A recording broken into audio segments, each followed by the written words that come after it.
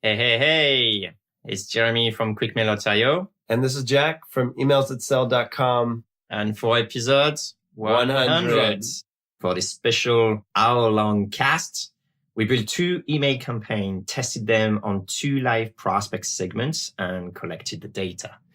You'll hear the exact steps we used to build our lists, word-for-word copy used in each step of the campaign, how we could have improved on each email, and advanced follow-up tricks Jeremy used to land our next podcast interviews. That's right. And one campaign ended up outperforming the other by a landslide. Will you be able to guess which one won before the end of the show? Oh, and here's the best part. The end of the show was packed with takeaways you can use to start sending better cold emails right now, because the campaign was created to get high-power CEOs and growth-minded founders to respond with their biggest cold email lessons. Enjoy.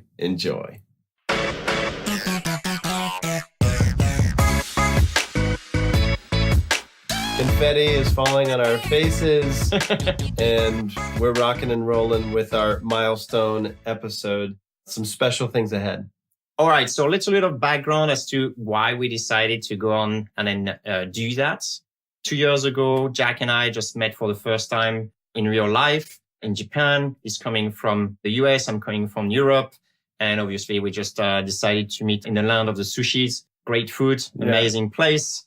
And so we decided it's almost like an anniversary kind of thing. 2 years later, we meet again, almost at the same place. Actually, we just had ramen at this very same place today. That's right. And we're in Tokyo looking at the Tokyo Tower, sort of pumped up about this 100th episode. So let's get down to it. A small disclaimer is obviously I was super excited about doing this new campaign together with Jack. So we spent a little bit of time changing a first draft of a campaign up to a platinum type of campaigns. Obviously, we had huge pressure because of all the 100 episodes where we keep on bashing with all the tear downs, how great a cold email should be. So like I said, we're going to share all the templates, all the copywriting onto that. And small disclaimer, as I say quickly, is I was also using the new version of QuickMail because there were some new features I wanted to try at the same time. So we're also going to share about how did that work for us? Did that bomb? Did I actually succeed? So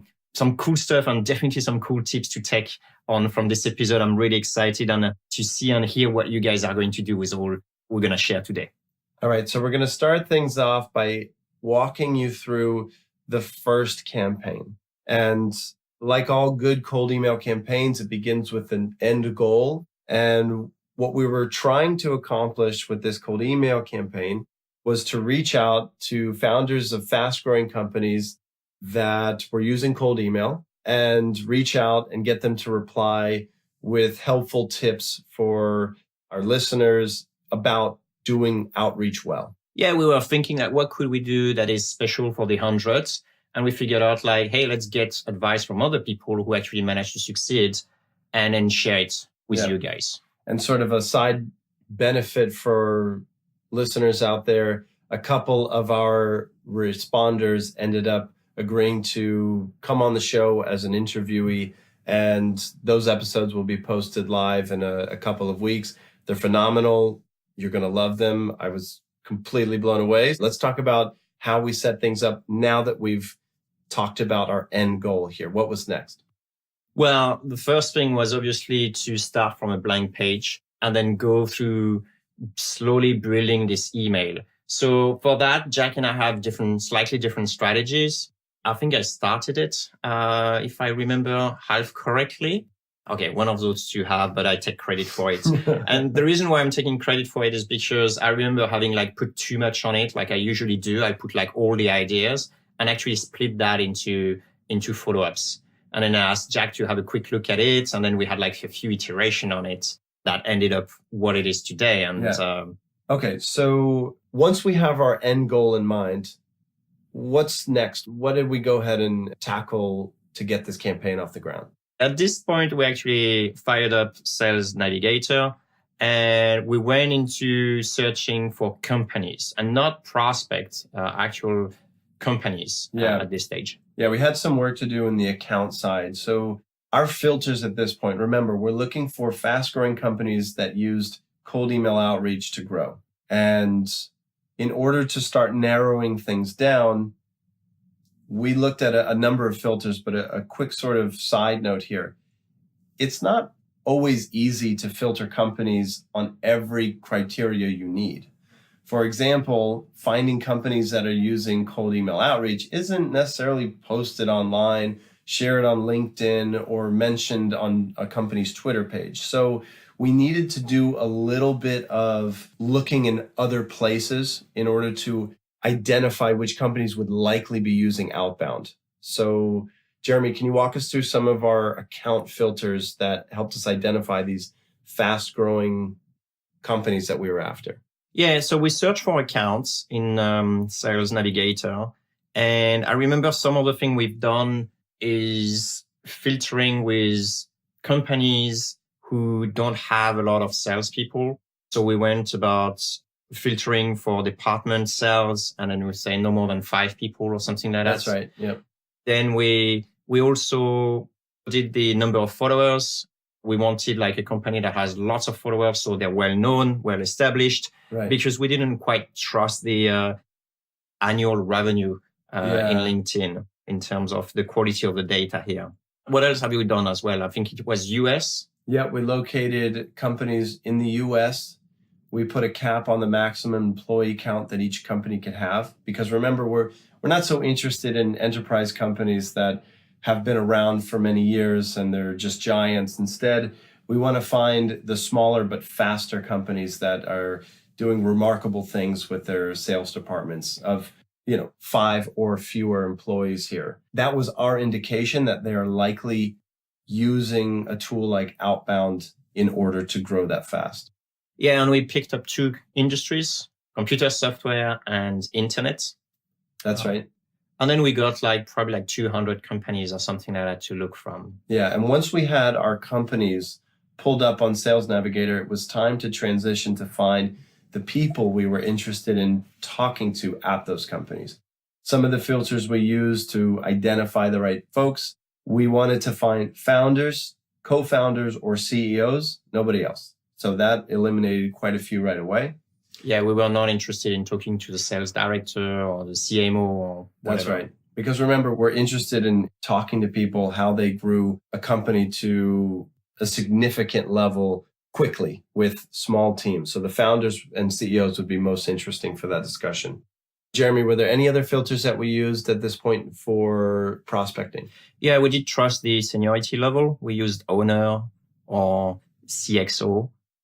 Okay, so now that we've got our prospecting filters, it's time to find some email addresses. Yeah. And in order to do that, we relied on a couple tools, Hunter, Clearbit, and Jeremy, what was the verification tool we used?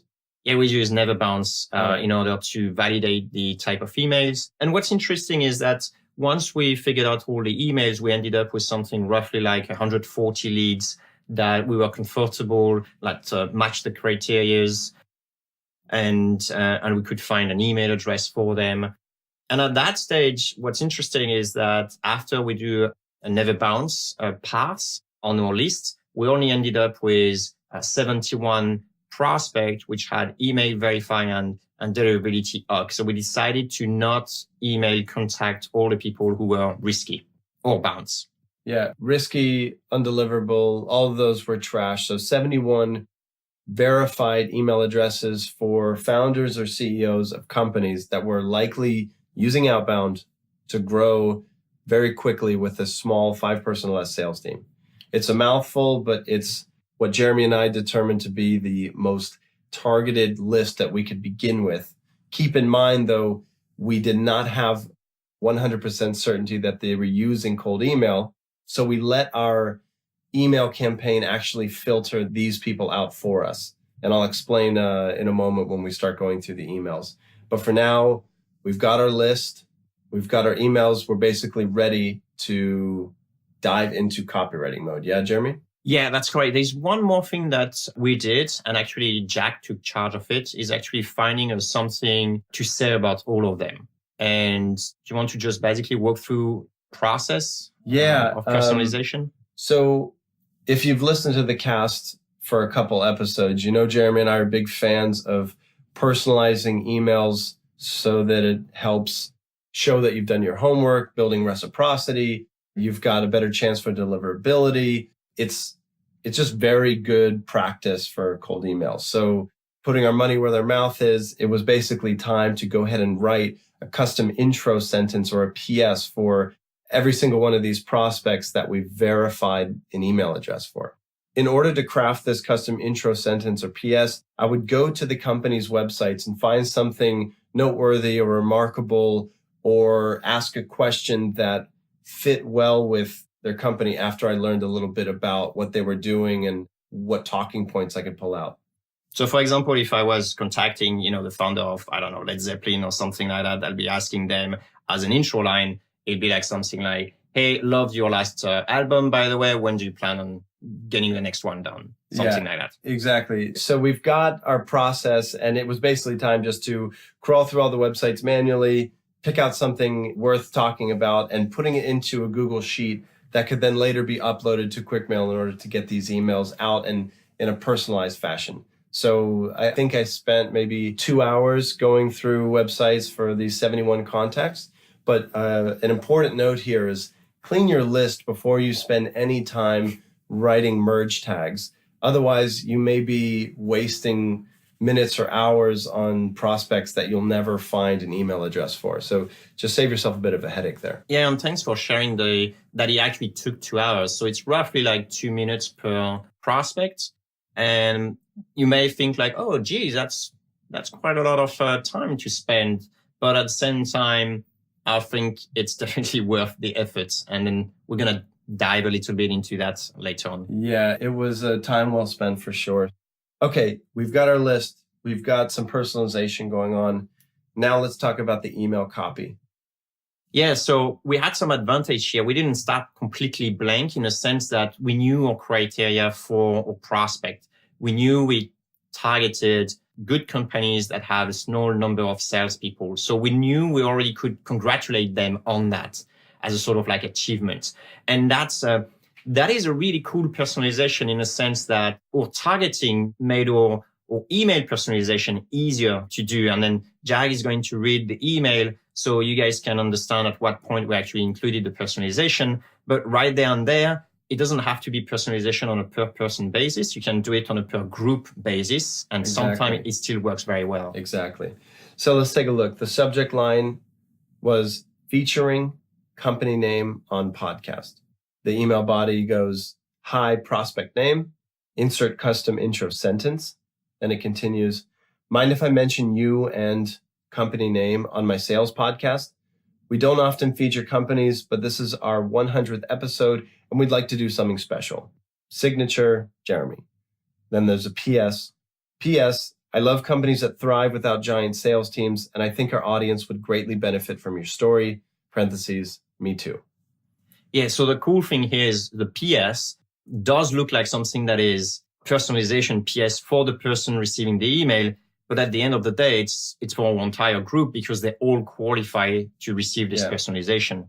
Sort of a side benefit to making really targeted lists. It allows you to do kind of clever things like writing a sentence that only applies to a handful of companies. Yeah, a small example of that would be like, if you contact all companies in Miami, for example, in the US, then talk about something specific to Miami. And then voila, you got your personalization already going on without any merge tag, without anything. It's already well targeted. Okay, so what else is going on in this email, Jeremy? So maybe you could break down, there's really only 3 sentences here, and we've already covered the PS, so that leaves it down to 2. Anything in these 2 sentences that stand out or are worth highlighting? I think for the audience, what would be cool is that, can we give some example of custom intro?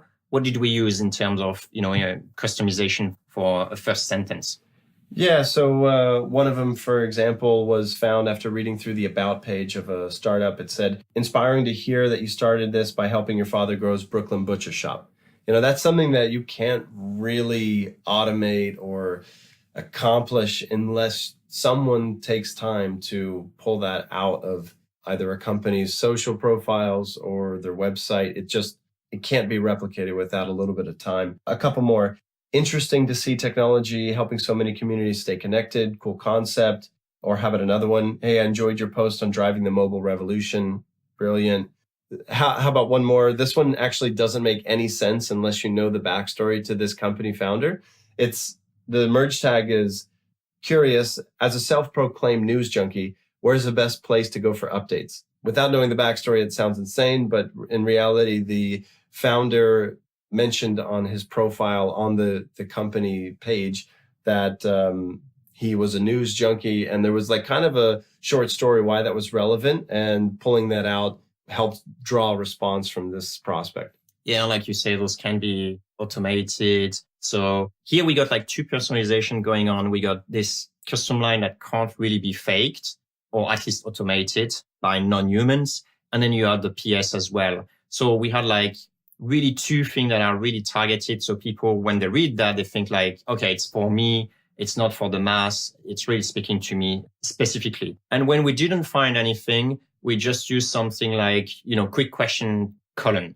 Mm-hmm. And that way it's a good like fallback. If we can't find anything, it's still a valid, intro, custom intro, especially that our email is all about value for them and not for us, which makes like, it's okay to just say quick question. Yeah. Speaking of adding value, I want to highlight that the whole email is kind of hard to not reply to, just because we're offering to mention a company on a podcast, and all they have to do is let us know that they're okay with it. Basically reply yes for free PR, right? Free PR, exactly. Yeah. Exactly. And we've got some scarcity going on. We say we don't often feature companies, but this is our 100th episode, and we'd like to do something special. So, and I like the subtle thing, pay attention, guys. This is where the difference between a gold email and a platinum kind of email, when we mention subtle, it's like a humble brag kind of thing. We say the 100th episode. Not everyone has 100th episode, right? Right. Is this our second episode or third episode? Okay. But here we basically have built a little bit of authority saying like, we got a podcast, we got 100 episodes. So a little bit of scarcity, a little bit of authority here. So it's all very well crafted without being like too braggy about it. Which wasn't very easy to do. I think we may have gone through 15 different variations on this before we finished on this template. That's a great point. We actually probably like spent 2 hours, crafting this email. And this is what the funny thing is, like the first probably one or two, draft that we had were probably not that great.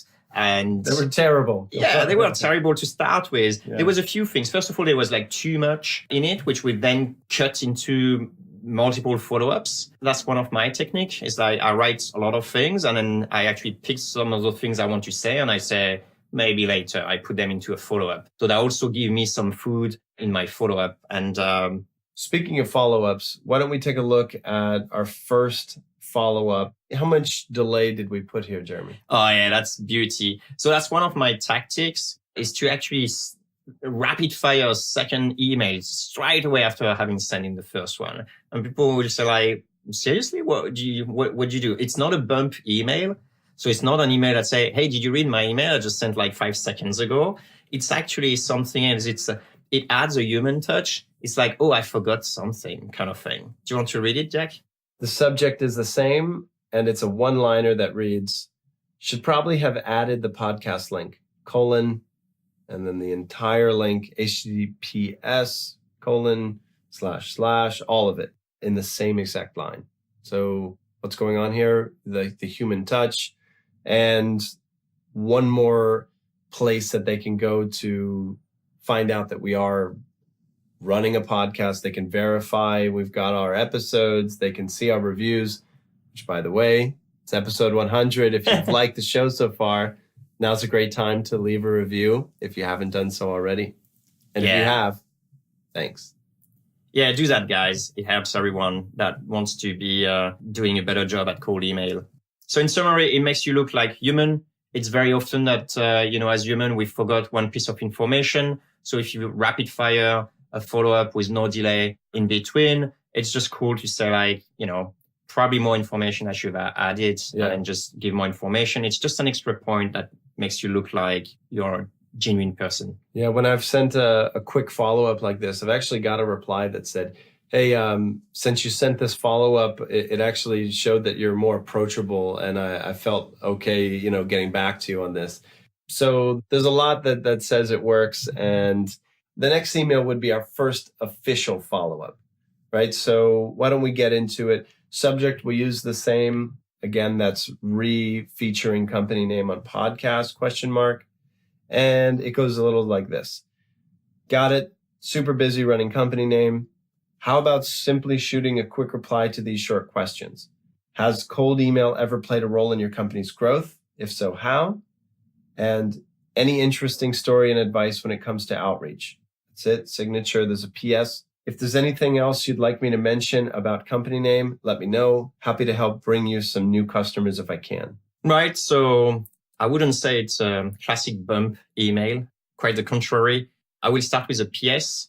The PS is a very strong way of showing that we do want to add value for them and not for us, which is obviously a nice thing. It's not a classical bump email in terms of follow-up. It's really trying to elicit a response, trying a different angle. So this time is like, okay, maybe I got it. Maybe you don't want to come on a podcast, or you don't want us to just drop a name or something like that. Maybe you want to give something else, a bit more information or share. And so we give that ability. And the PS is really here to reinforce the fact that we really try to add as much value as we can and hopefully, elicit more replies that way. There's also something else going on here. If you notice the first question we asked, has cold email ever played a role in your company's growth?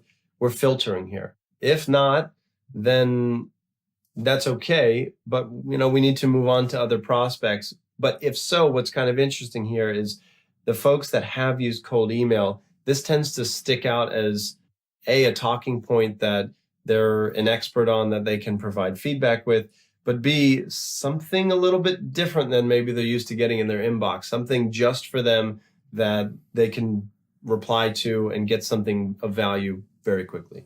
Yeah, and because this is like super specific, we didn't say like, have you ever sent email? Or, did you ever try cold email? It's always like very specific in a context. It's sending email to grow your company. And like you mentioned, some people replied, I don't do so much cold email. So that's good. We just filter them out. We had the reply. We know they are not a good fit. And some people have said, yeah, for sure. It's been instrumental. And then that's when we actually invited to, hey, well, don't we do like an interview with you? Exactly. Okay. The next step in this campaign is not actually an email. Jeremy, maybe you could explain what it is that happened at this next step here. Yeah, so at this stage, we've been waiting like actually more than a week, like 6 working days, and we still don't have a reply.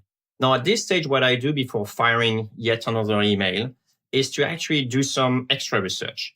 So really showing that we are not just, following up like blindly and stupidly. We actually want to add more things. So at this stage, I created a custom attribute for adding a different PS. And for that, I needed to do more research. So what I did at this stage is actually adding a research task.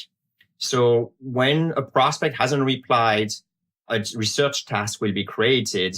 And then I will go ahead, do the research, fill the proper custom attributes, and then resume the sequence. So at that stage, the next email will be sent and it will contain this new value for my custom attributes.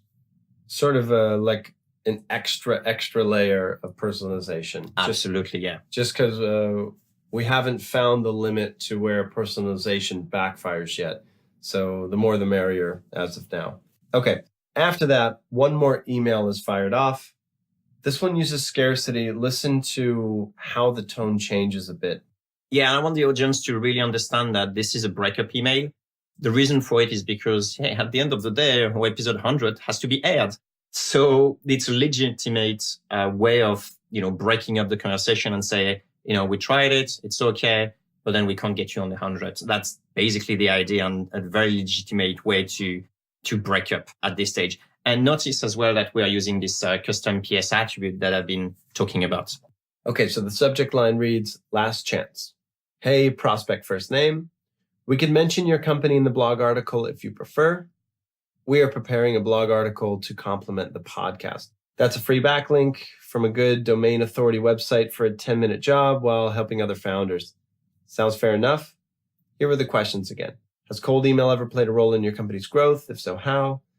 Any interesting story and advice when it comes to outreach? Would love to read your answers, and I'll share the link once it's up online.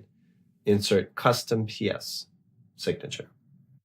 Yeah, so at this stage, you got the custom PS. So that's whatever extra research been able to dig on that prospect. That was me actually doing it at this stage. So Jack's been doing the initial one. I did the last one. And notice here that we are mentioning the benefit of replying to us and again, offering a different way of being featured from us.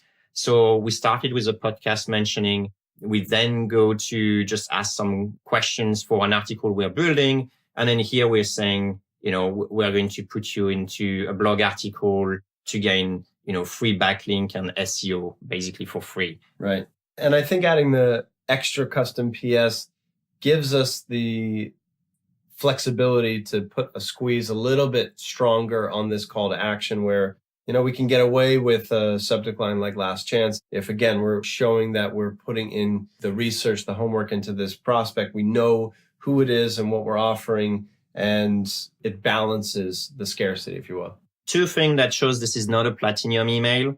I mean, taking an email from bronze to silver to gold to platinum takes a lot of time. Like I mentioned, we spent like 2 hours on the first email, probably an hour on the first proper follow-up. And then now we are coming at some point, we're not getting that much paid by doing those exercises. So we got other stuff to do. Right. But so two things that shows this is not a platinum email. The first one is repeat the question. Probably would have been more smarter to make the question easier or more focused, or maybe asking them, hold on a second, maybe I'm actually trying to climb the wrong tree here. Are you even doing X, Y, Z, or do you rely on outreach at all? Would have been probably a good question. And the second one is, like I mentioned, we're not using scarcity enough in terms of the 100th episode. Like we could say hey, we're airing, in 1 week. That's too short now to try to get anything done. But what about X, Y, Z? And that way, that would have been a better way of placing scarcity where people understand why. I agree. There's some things in here that could be improved, but we've got a strong first 3 touches and a breakup email, and it was sent out the door. And that's campaign 1. So keep that in mind when you decide which campaign won and which was the dud. Yeah, overall, a pretty rounded campaign, I would say. It's well thought. The follow-ups are actually, different value proposition, different actions. It's pretty well-rounded cold email sequence, I would say. I love the value prop, but what I had a problem with this campaign is I didn't love the fact that we couldn't identify if a company was sending cold emails before we reached out. I thought it would be killer if we could identify the cold emailers first and then use that to build our list so we could get even more targeted, which is what we did for campaign number 2. Exactly. That's what we did. I like to think that any list can be built if you're willing to get creative enough. Even something that's not published online, like whether or not a company uses cold email outreach. Sure, there's signals such as they're hiring outbound specialists. Or my inbox getting full of cold email. Or Jeremy's cold email swipe file in his inbox. True. But there happens to be a couple. And by the way, I'm sending the list, $100. Just send it to Jeremy and then we'll discuss. Yeah. Jeremy's cold email spam folder. But there also happens to be a few places online that curates good cold emails, and a website that I particularly find helpful. Also, it's a lead generation website. Yeah, it works. It's basically a collection of cold emails. It's called goodsalesemails.com. Worth checking out for sure for some template ideas. But the cool thing is they've got about 100 companies' emails up there that you can download and also see what companies sent them. So bam, this is where Jeremy and I started prospecting for campaign number 2 with a list of about 100 companies that we know for sure have sent cold emails. And a little bit more icing on the cake, their emails ended up as one of the best on the internet. So though they're not perfect, we know that there's good things going on with these cold emails already. It was a very good list to begin with. Yeah, the challenge is because they anonymized whoever sent it, who is John Doe, I think, all the time. It makes it difficult to really know who was actually responsible for writing the email. So we went with the CEO, assuming that the CEO knows the activity that is being performed for outreach in their company. Right. So a little bit more challenge here as to prospects. So each way of prospecting and creating the list will have its plus and its minus. So in the first case, we're not quite sure they are growing with cold email. And the second one, we're not quite sure who sent the cold email and if it's relevant to the person we're going to contact. So interesting one here. Yeah. And one last thing I'll note before I dive into the copy for campaign 2, we decided to test if we could lean on the fact that we saw their email on this website and we read through it. We were leaning on that to provide enough personalization, more or less, for this campaign. Yeah, that's right. The personalization here has been a level down. So we didn't actually do a personalization in a sense, right? For each prospect, yeah, right. We didn't do that. But we decided to rely on a fox and a crow, kind of like complementing their approach and then take it from here, right? Right. And also, this is what I would consider a sort of a red hot list in that everybody we contact is into cold emails. So when we offer them a chance to share some insights, get public recognition on the podcast about cold email, I'm thinking this list is about as good as it can get. So let's take a look at the copy. Subject line, same thing. Featuring company name on podcast. Message reads, hi, prospect name. Came across your cold email template on Good Sales Emails today while looking for inspiration. Loved it. And the word Good Sales Emails was actually hyperlinked so that if they clicked it, it went directly to their campaign so they could check out what the heck we were talking about. And the message continues, not sure if you heard about my cold email podcast yet, but we're doing something special for the 100th episode, and I wondered if you would be okay to have your story shared with our audience. Just reply with a quick story on how cold email has impacted your growth, and we'll put you on the show. Signature, P.S. Happy to plug your company during the show and raise awareness of your product too.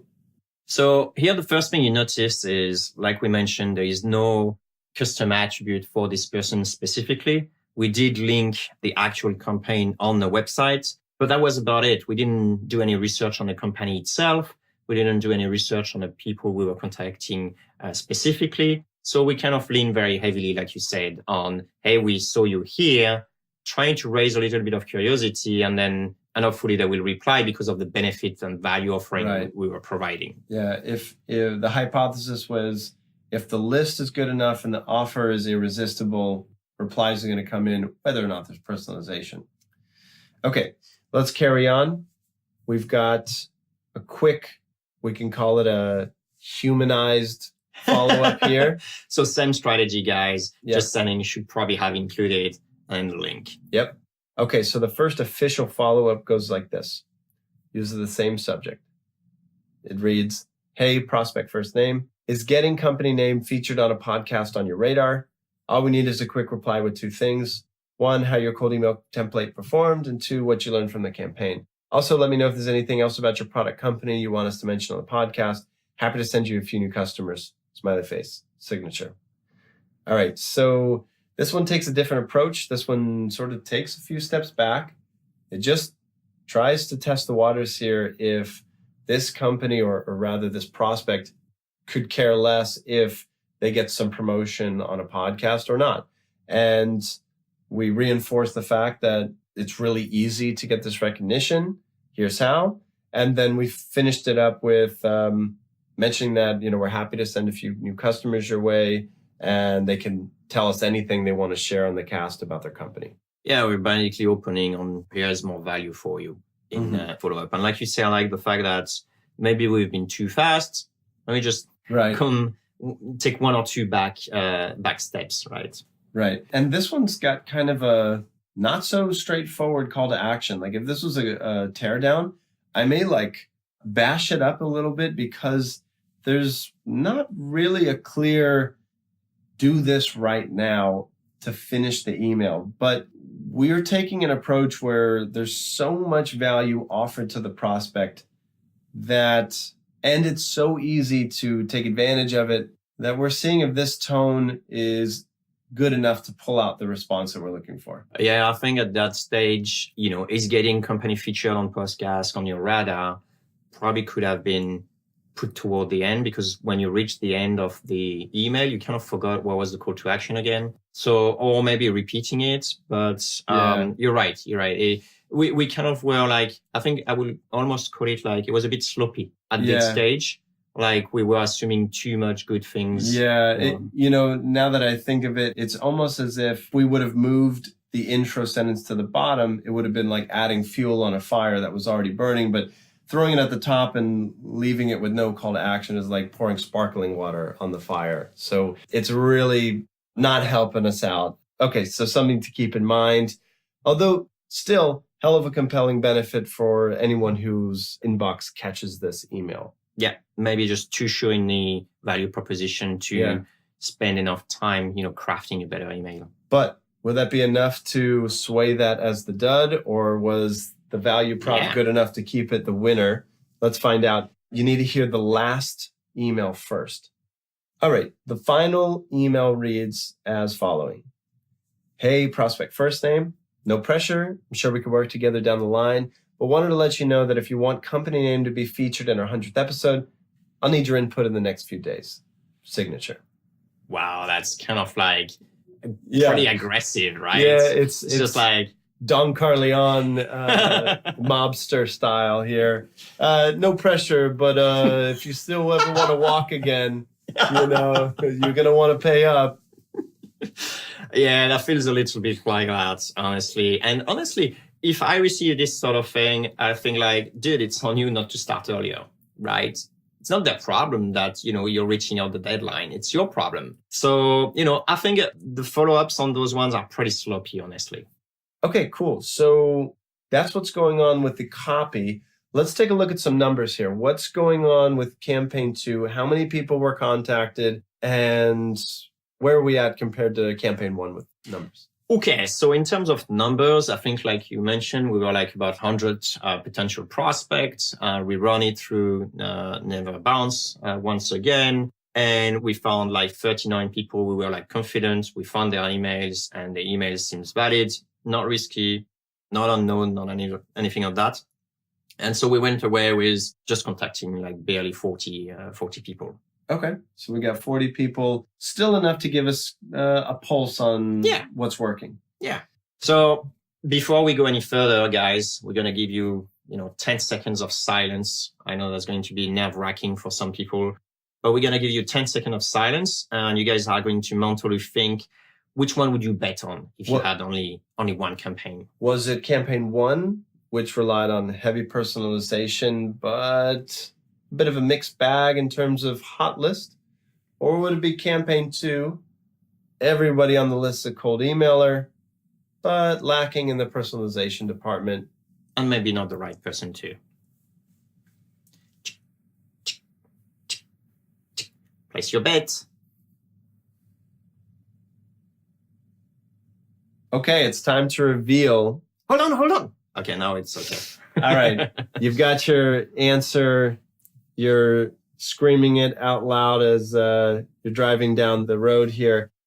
Who won, Jeremy? All right, so here's what happened, guys. We sent the first campaign and had like tremendously good results. We got like more than 90% delivered emails. Open emails. And bear in mind that we did not enable open tracking for the first few steps in order to make sure email we're delivering. So you may wonder, how did we get like 90%? It's just because the new version of QuickMail is actually making that if the person reply, they obviously open their email. So we make sure we track the right number. So 90%, really happy about that.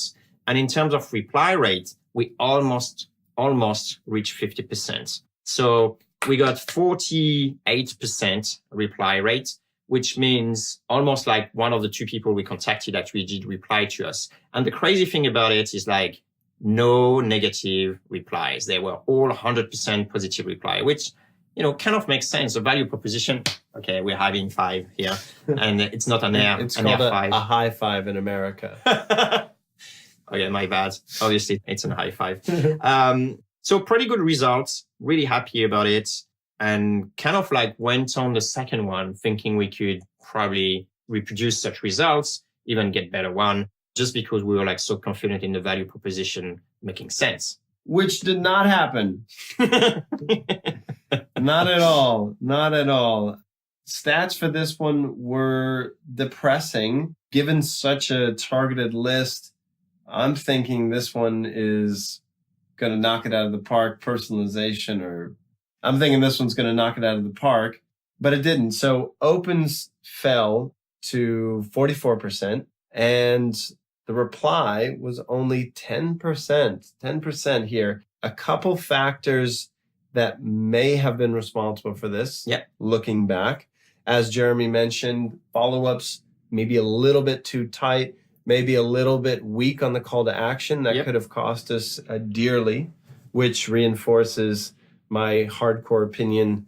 Make your CTAs very clear. Even if you are recording your 100th episode and you think you can get fancy with the template, don't do it. I thought, everyone knew us, at this stage. And next time I thought we could just put, hey, it's Jack and Jeremy. Please reply. Please send me your credit card details. But honestly, that's a fair point. Our call or follow-ups were not as best as they could be. I believe that our laziness or sloppiness in the personalization, whether about the company or the prospects that were contacted, I think that's what cost us. That's why people think like, okay, there's still no article somewhere. Okay, well, whatever. And it came a bit about like, can you give us some information more than actually we're reaching out to you specifically to, mention you on your podcast or do something. So I think the fact that we've been lazy with contacting them and showing them that we care about them actually cost us, 4 times the response rate. Right. And what's kind of interesting is the open rate. I know we didn't send to as many prospects, but could it be that sending a personalization sentence that was unique for each prospect may have impacted deliverability? I don't believe that. I think this is just because we are counting replies as open. And since we had like such a huge amount of opens, bear in mind, guys, if you're listening this episode for one of the first time or you haven't listened to our past episode about technology and things like that, open tracking means we're including a small image into it. We only added it when we were a few follow-ups down the line, and not everyone has that turned on. So a lot of people will read your email, they won't reply, and you will never know they open your email because they have email turned off. Now, when people reply, if you have 50% of people who reply, it's bound to be a certain percentage of that who didn't have open tracking or image loading on their client. So therefore, we wouldn't have been able to capture the fact that they open it. So overall, open rate may actually be higher, but we will never know, basically. So there you go. The winner goes to the personalized campaign. The personalized campaign outperformed the campaign where we knew with 100% certainty they were using cold emails. Yeah, but we knew only their company were doing it, not the people we contacted. So it could be that either they're foreign to that they don't care to it, or they don't necessarily see what we really want to bring, right? And then they've been like very quick reading at stuff and they're like, not interested. Even for we use the same subject line, right? So it really shows that subject line doesn't really matter per se, because we've done exactly the same subject line and pretty much the same job as to finding, CEO for the company. Yeah.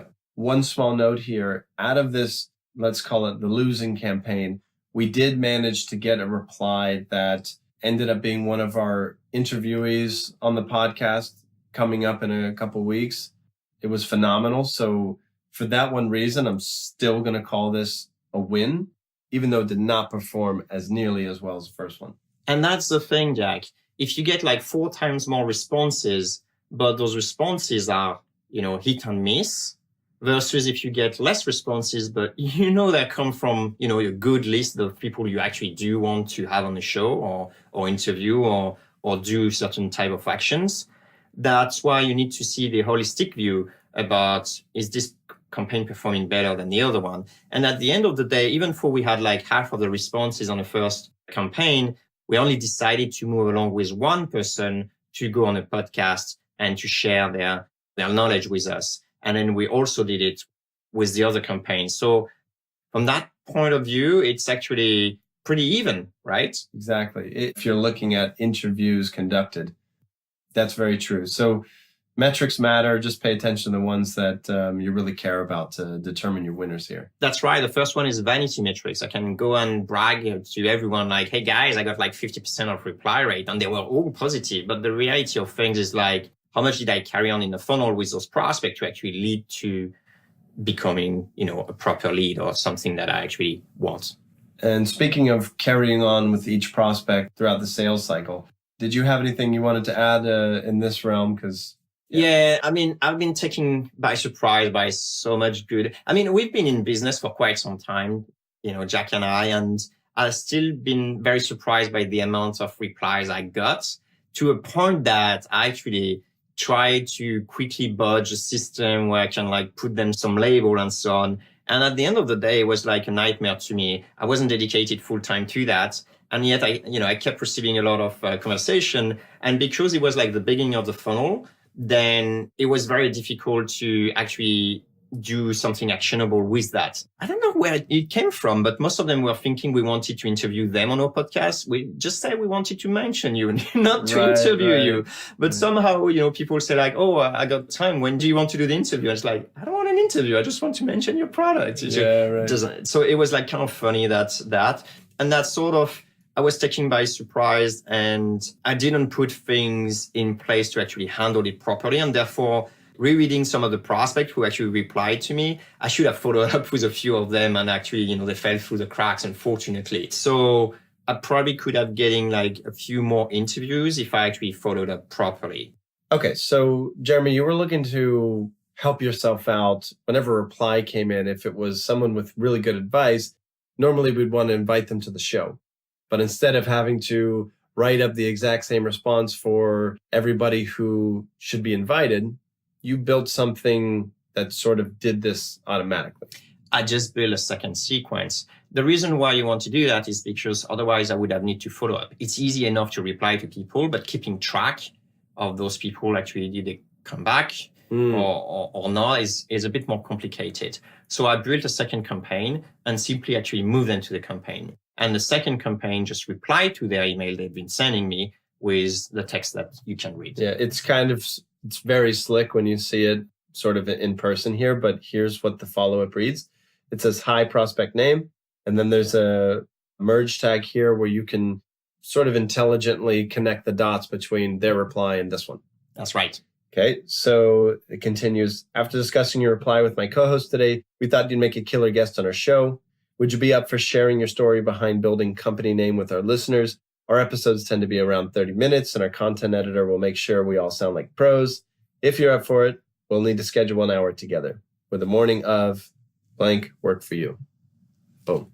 So a couple of examples I can give in terms of connecting the dots. One was like called, sure, here's the link. And then there was our podcast link because they just asked us, what was our podcast link, even though I gave him in the first email. Right. So after that, it looks like, sure, here's the link. And then after discussing your answer, blah, blah, blah. So he carried on with the thing. So it's an easy one. And then when I didn't really know how to connect the dots, I just say, okay. And it's basically acknowledging whatever they've been sending me. So it's like, okay, by the way, I was talking with my, co-host and it carries on. And an interesting one is, we had one guy, from Mixpanel who was like saying, actually, I'm not too sure I'm qualified for, giving you some information. And so we still wanted him on a podcast because he's been growing his company with very intelligent things, not all outreach related, but that's still interesting. So what I said in this case is I say, thanks for the reply. Our audience love all things growth related. So, ... after discussing your answers with my co-host and so on. So it was a pretty convenient way. But unfortunately, I didn't do that consistently enough with enough people. So we only sent that to 3 people. And of course, the response rate is pretty good. We got like 100% open rates, and we got 2 people out of the 3 who responded positively.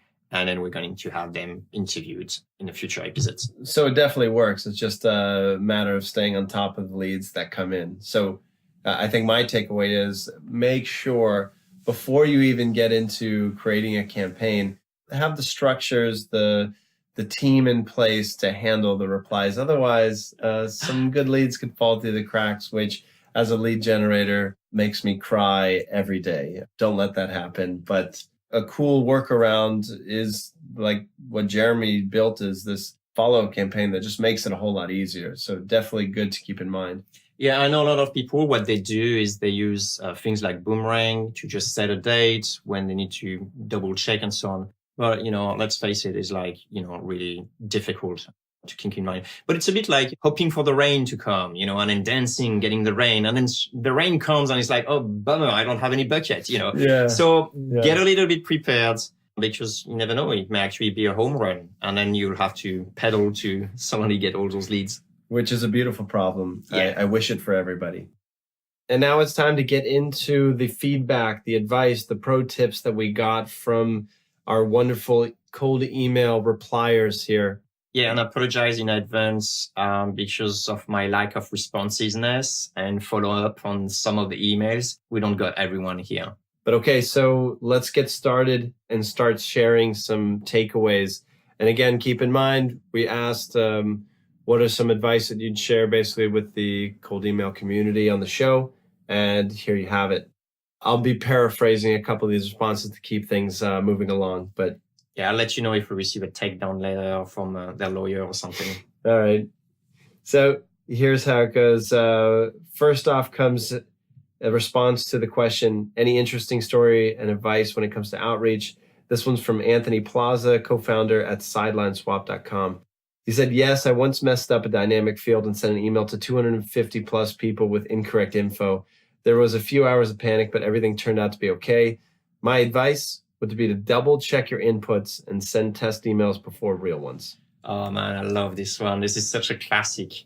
And we kind of tend to forget it as we are gaining in experience, but definitely when you're starting up. Actually, I remember at the very beginning of QuickMail, I had one of my clients super happy, super pumped. There was like a big show they were about to go. They were a French startup company. They were going to a show in Las Vegas, presenting their startup. And so they wanted to look good. And they contacted all the press people about how great their software was and so on, except they screwed up the first name tag and basically send it to everyone. And so, at the end of the day, it turned out okay as well. I think people stress way more on those things that they really should.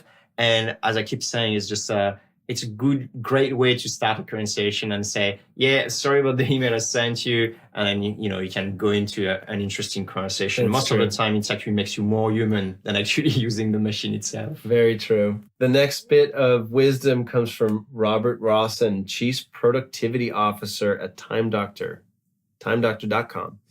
All right. So has cold email ever played a particular role in your company's growth? If so, how? This is interesting. He says it works particularly well outside the US where business people are less bombarded with cold emails. We're using it to book sales appointments, for link requests, and sometimes in recruitment. So maybe go outside your home country if you're in America, and a couple different use cases like link requests or recruitment that may not be top of mind. Yeah, and it makes me think about cold email can be very successful when used in your own mother tongue if you're actually not speaking English. Because of that as well, that's element of, if I'm living in Germany and I receive an email in German, it's closer to me than if I receive in a foreign language. It's yet another way to stand out from the crowd. All right. We've got a couple more very actionable tips here from a website called pajaritopowder.co. It looks Spanish. If it is, that's pajaritopowder.co. Fuel cell industry. Here's 3 takeaways from Tom Stevenson. Number 1, be extremely targeted. Number 2, do research so that the cold message is relevant and personalized, which is in bold, which was basically what we relied heavily on. Campaign 1, that was the winner here. And third, something not so obvious. We don't talk about this that much on the show. Be honest. I think we talk in terms of the subject line. Like we keep saying, don't trick people. You don't want to start a relationship, on That's true. That's so true. I guess that's kind of like similar in that extent. He says, I tell prospects that I want to talk to them about our products right up front. And if that's why you want to connect with someone, don't hide it. Yeah, I guess he's going against the mouse and whisker approach. That's very true. He had a story to share when he was using LinkedIn for cold outreach. I'll summarize it. Basically, there was a big account that they were trying to land. So he sent a cold invitation request to one of the managers. I believe it was like a senior executive. And after they accepted, he sort of took that to the next step and told them a little bit about their company. And that message was eventually shared within the correct team. Long story short, that ended out to be a huge account for them. And it just started being very honest, saying this is why they want to connect. Because he says a lot of times it feels inauthentic, and it is. So just say it how it is. Fair point. All right, a couple more. We've got one from Jason Reichel from GoNimbly.com. There's an interesting case at this particular company. He says that there's a problem in his space where there's only about a couple thousand companies that could ever be a customer for them, and they know basically all of them. So for cold outreach, it never really worked because the space was too small, but deeply personalized and useful outreach does work for them. And their takeaways are use data and intent information to craft a useful interaction to the person you're writing to. Always be direct in a subject line, something that we have mentioned quite a few times. He says, the more clear, the better. Don't get cute. It's fine to be clever or fun in the body of an email, but always focus on how you can be useful to someone or the account itself. Also, use something like crystalknows.com to analyze the best way to speak to a person. I thought this was really interesting. Check out crystalknows.com. It's basically AI that tells you how to talk to people, what tone you should use. Very cool stuff if you're sending important outreach emails. Yeah, fair point. Very interesting. Lots of interesting nuggets here. Okay, this one is from Reed Schneider at typhonstudios.com. And his advice is short and sweet. He says 2 factors created their growth. Number 1, working with the right partners. Number 2, working with the best team/people. So this is more in general kind of growth-related tips, but important nonetheless. 2 more coming at you. We've got Tim from Mixpanel up next. He says cold emails should be short, and I get the highest response rates when I basically email someone as if I already know them. Yeah, that's back to having a conversational tone with people helps to, strangely enough, open a conversation. There you go. Okay, a final one, Cody, from the founder of Codelit. Cold email is Codelit's primary method of contacting prospects. They tailor the pitch to each company and individual, trying to tell a story about the work they've done and how it can relate to their business. These are mini case studies if you've been listening to the show for a while. Often we'll include some marketing materials or links to the blog posts that augment the story. Kind of interesting here. If you haven't tried it, maybe worth testing. It's working for Codelit. Cody continues, some advice is cold email is just the start of a conversation. You have to stay on the lead for a long time. You may not get the first deal you pitch, but if you go at it with an attitude of trying to help them and be valuable instead of focusing on the sale, then you're going to be top of mind when they do have a need for something. So play the long-term game, stay on top of your prospects, sort of hang in there because results do come. You just need to let it play out sometimes. Yeah, that's right. So thanks for all the founders who were kind enough to answer on time for episodes. Sorry for the one I didn't follow up with on time, but I got their contact. Know that they're going to receive another email from me at some point. And Jeremy and I want to extend 2 more big thank yous.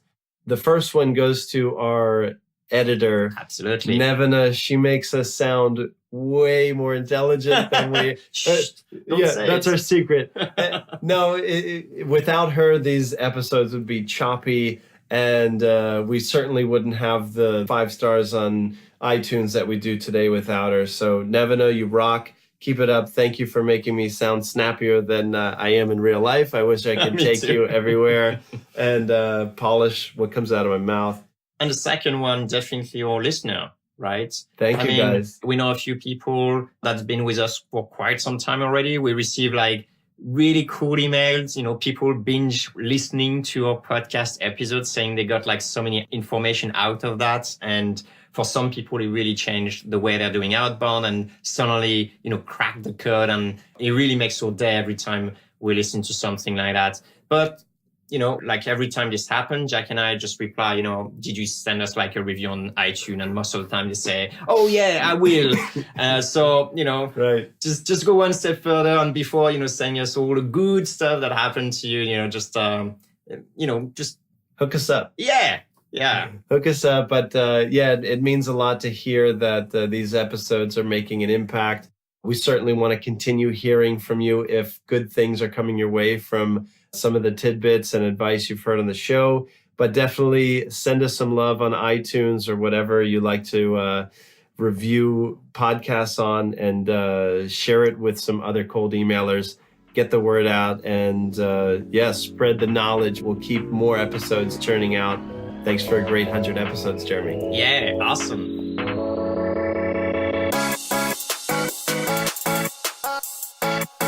Hey, cold emailer. Yeah, you. If you got some value from this episode, give us a high vibe by sharing a 2-sentence review on iTunes. Or Stitcher or Tuning. That works too. It's a quick way to help other growth-minded folks like us find this podcast. So they can send awesome emails. And make everyone's inbox a better place. Thanks.